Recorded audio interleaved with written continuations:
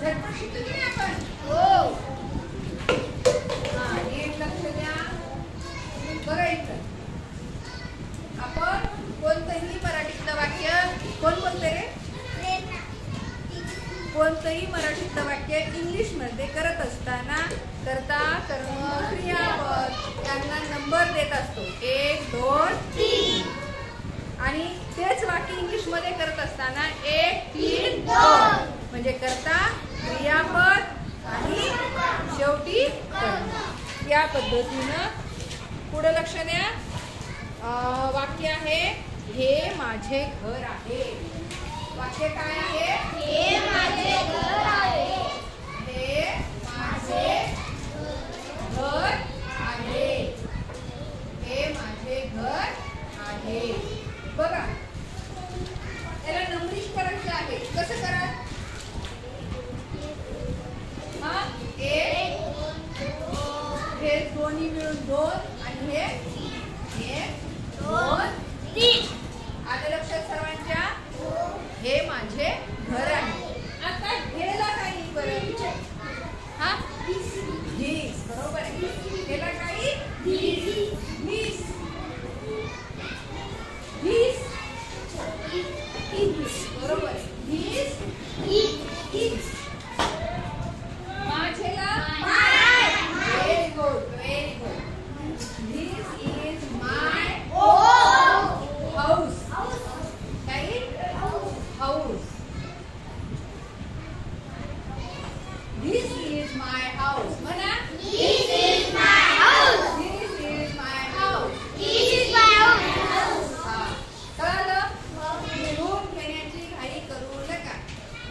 कारण मी तुम्हाला लिहायला वेळ देणार आहे. पहिले नीट समजून घ्या.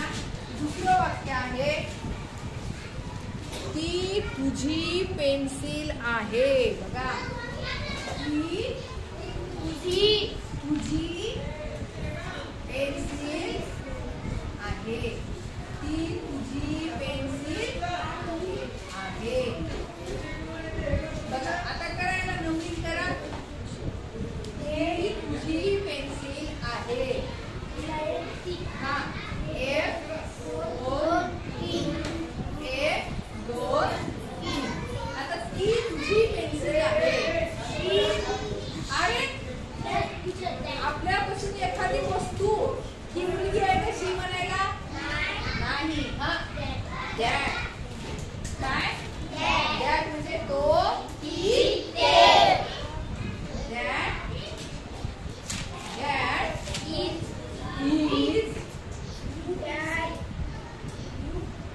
Your pencil. That is your pencil. म्हणा. That is your pencil. बघा काही जण एवढं सांगून सुद्धा लिहित आहेत. मग मी स्टॉप कर. अजिबात लिहायचं नाही. जेव्हा मी सांगितलं हा आता लिहा तेव्हाच लिहायचं आहे. हे पहिले समजून घ्या. हीला शब्द काय आला हे समजून घ्या. तुझीला काय शब्द आहे हे समजून घ्या. त्याने पळून जाईना हे फळा. म्हणजे मला मी मराठीत सांगते तरी समजत नाही. इंग्लिश मध्ये सांगू का? ती तुझी पेन्सिल आहे. That is your pencil. म्हणा. That is your pencil. तिसरं वाक्य बघूया. 3 वाक्य झाले की तुम्हाला लिहायचं आहे. ओके. आता बघा मांजर टेबलाच्या खाली आहे. वाक्य काय बघा. मांजर टेबलाच्या खाली आहे. कोण सांगते रे मला हे वाक्य करून? बघा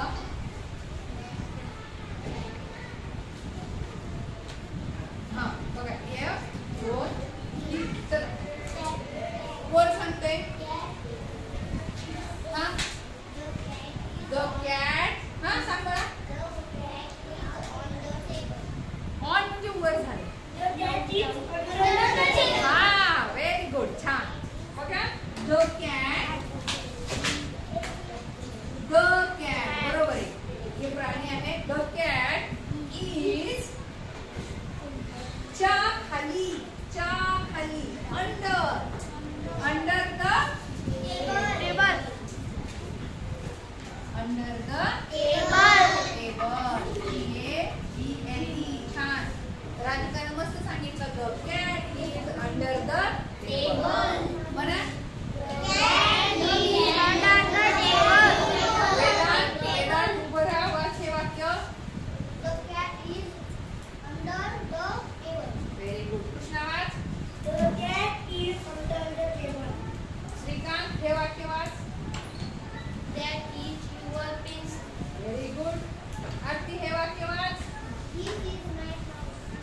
आराध्य हे वाक्य वाच.